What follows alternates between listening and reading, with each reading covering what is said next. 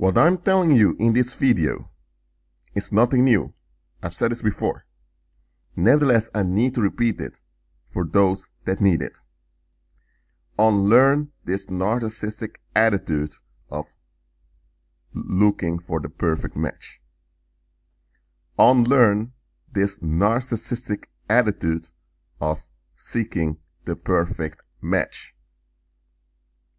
This society conditions you to look for the perfect match, whether it's a perfect match in your job, in relationships with other people, or in a marriage partner or a significant other.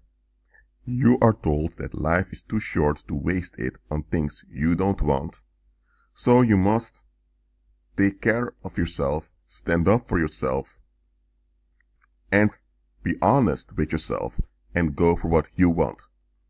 This is a narcissistic programming that the world conditions you into. But because it appears and sounds so practical, we think it's a good mentality. It is not. Let me tell you why. First of all, you live in a fallen world. How can you look for something perfect in a fallen world?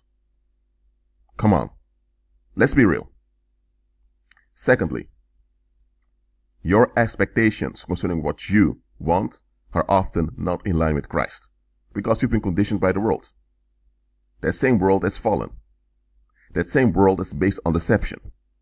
So how can it be that you are conditioned and formed by a world of deception, yet your expectations are right? Come on, how is that possible? It's not possible. So your expectations ought to be renewed. Your expectations ought to become Christ-centered. But most people that look for the perfect match, this is really what they're looking for. They're looking for an existence in which they're never challenged, in which they never have to look at themselves, in which they never have to do things they don't want to do, in which they can just will whatever they will and nobody challenges their will. A situation in which their no is no and their yes is yes. They never have to adapt nor alter their will, neither for fake things that they're holding on to. A lot of folks, that's what they're looking for. A situation in which they're never challenged. That is what a perfect match means. A situation in which you are never challenged. Well, there's one big... Let me say, that thinking is quite problematic. You know why? Reality itself will always challenge you when your will or your expectations are not in line with what's real.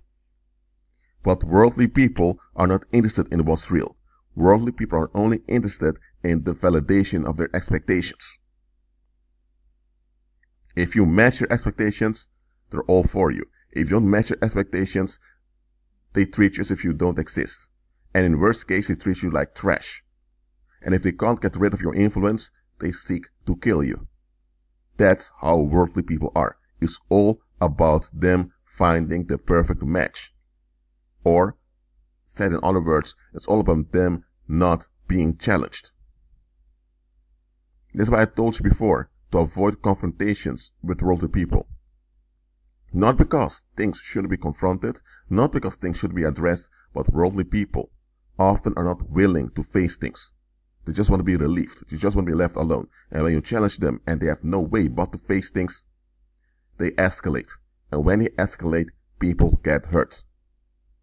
So it's far better not to confront them, but to just shake the dust off your feet and keep on walking with Christ when you notice that they're not willing to be responsible.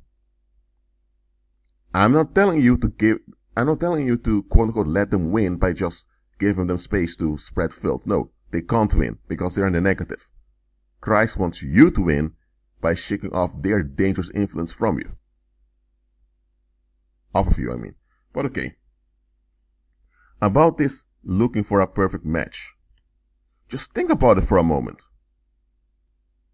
Who is the center here? Self is. The I is the center. So is Christ the center? No. So it's idolatry.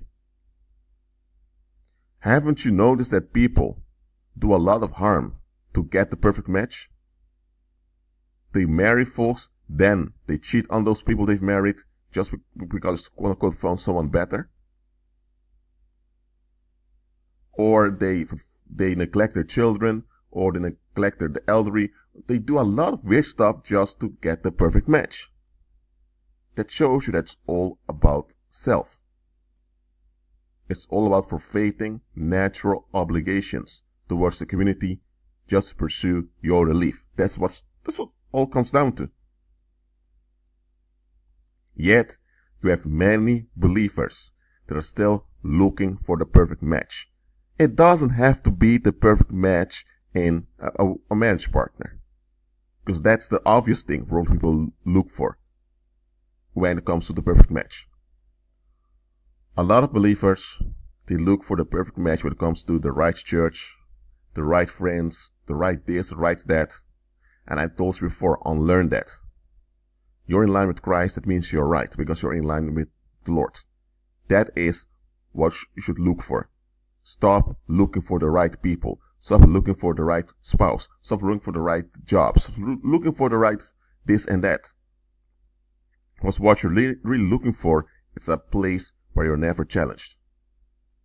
And during this lifetime, such a place does not exist. You need to come to terms with that. Worldly people don't want to come to terms with this. That's why they harden over time and they become reprobates, unless they become born again. Just think about this. We have this whole awareness of narcissism, of narcissistic personality disorder, and how it affects people, how it affects victims. Partly though to the internet, this information can spread around instantly. That contributes to the awareness of it. But when you look carefully, many of the people that teach about narcissism are narcissists themselves. Why are we listening to narcissists talk about narcissism? Why aren't we listening to the victims who have recovered? There are some victims that recovered, but most of those talking about narcissism, they are scammers themselves. So you're listening, you're being informed about scammers by scammers. What makes you think the scammers are not scamming you with what they're revealing onto you? Come on. I mean, look at it carefully. Many of the folks that attend such meetings or such seminars to inform them about narcissism and how to look out for it, they have narcissistic tendencies themselves. The number one narcissistic tendency that they have is they're looking for the perfect match. And it's this narcissistic tendency that led them into those dangerous relationships to begin with. Because the reprobate, or as a control the narcissist, mirrored their expectations so well that they were blown away. And it's this that traps them into the cycle of domestic violence. If they would have just looked at the bigger picture and truly would have been honest, realizing that they live in a fallen world and that their own expectations probably don't add up and they need help, if they would have been realistic and practical, they would have realized, hold on a minute, this individual matches my expectations so well, even though some of my expectations don't even add up, this is good to be true. If they would have paid attention to the bigger picture, they would not have fallen for the bait of the narcissist. But because a lot of folks have this narcissistic, self-centered attitude of wanting relief, of not wanting to be challenged, that's why they end up in dangerous relationships themselves in which they are the target, or they end up in a situation where they are enabling a perpetrator. Look, there's nothing wrong with you wanting to have safety, security. Those are two core human needs. There's nothing wrong with you wanting those two things. But worldly people confuse never being challenged with being safe, with being secure. And that is not true. If your expectations are not in line with Christ, then you need to be challenged. Because if your expectations don't line up with Christ and you're not challenged, you are enabled in dysfunction. And this dysfunction over time will turn into iniquity. And eventually, this iniquity will bring you into much danger, in which either you are enabling danger unto others, so you're part of a cycle of violence without being aware of it, or you are the target and you're the one that folks come after. You need to be challenged when you're not in line with Christ. Look, I'm not approving people that attack you, okay? Even if they attack you with criticism that's factual, I'm not approving them attacking you, because that's them seeking relief at your expense. I'm not promoting that. However, there are times the Most High will tolerate people attacking you just to open your eyes. I'm not saying that the Most High is in agreement with those people. No, I'm not saying that He favors what they're doing. I'm not saying that He approves what they're doing, neither He is supporting them. No, but there are times the Most High will tolerate people doing you bad so that you are challenged in your expectations. I am not saying that it's your fault that they did you dirty. No, they did it. I'm not saying that you caused it by having wrong expectations. No, they did it. They did it to you. But the Most High will allow them to do dirt to you, so that you would be challenged in your expectations. Because some of you have expectations that don't add up. And it's often when you are in tribulation that the unexamined expectations show up. Look, when everything is easy all the time, there's no need for you to examine your expectations, because you think, why should I? Things are working well. It's when things are coming against you that you realize that you need real security. So every false security you're holding on to needs to go out of the window. Let me say it like this. If you're a police officer, if you belong to the riot police, and you're out there to stop a riot together with your colleagues, you need to have a real shield and you need to have real arms. You can't go out there with toys. No, you need the real deal. Because if you don't have the real deal, you're killed by the rioters. In the same way, every false security needs to be thrown out of the window.